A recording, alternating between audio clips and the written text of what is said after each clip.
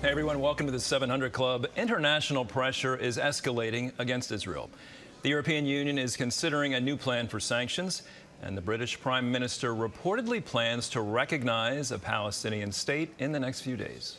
And all of this comes as Israel is winning more military victories against Hamas. Julie Stahl brings us the story from Jerusalem.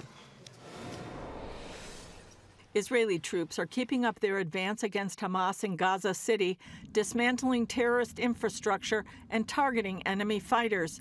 On Wednesday, the IDF said it struck a weapons storage facility containing explosive devices intended to strike IDF troops. Meanwhile, according to reports, the Israeli push forward has emboldened some Gazan clans to stand up against Hamas and take over certain areas. Military officials were quoted as saying that a number of clans had deployed armed operatives to prevent Hamas from reasserting control, and at least one clan had made an agreement with the IDF. Israel is also making a giant leap forward in its defense. Tests of the Iron Beam high-power laser system were successful, and it is ready for delivery to the IDF. The system is built to intercept rockets, mortars, aircraft, and UAVs, and is far cheaper to operate. Firing Arrow interceptors can cost millions of shekels, Iron Dome interceptors tens of thousands of shekels, but employing the Iron Beam is as cheap as turning on a light.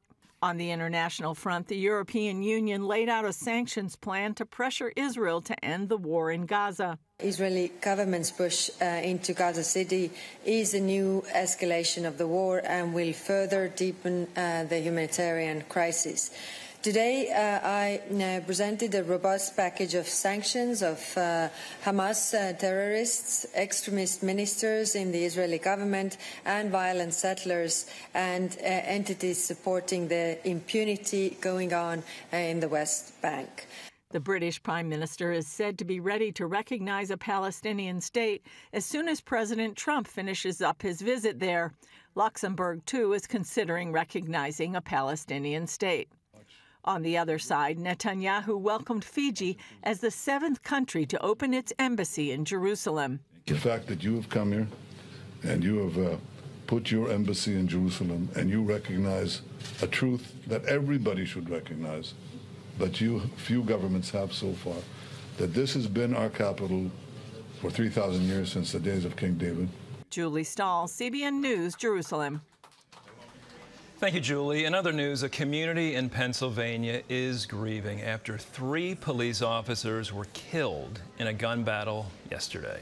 Lori Johnson has that story and more from the CBN Newsroom. Lori?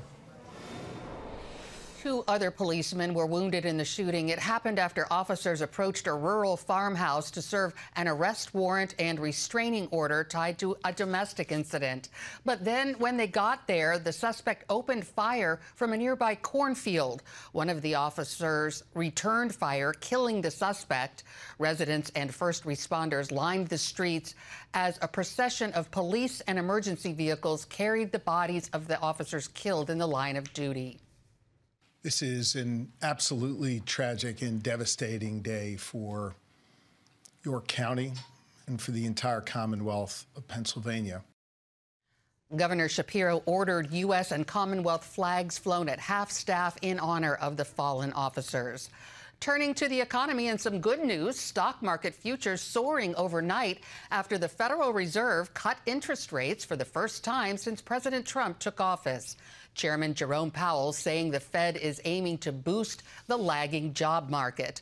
The cut could help businesses grow and hire more employees. The Fed is expected to cut rates again in the months ahead, and that could help bring down the rates on mortgages, credit card loans, and more. Andrew, back to you. All right, thank you, Lori. Obviously, a lot of people hope this will really help them in their day-to-day finances, and this could be some really good news for folks. Some people were waiting for this to happen.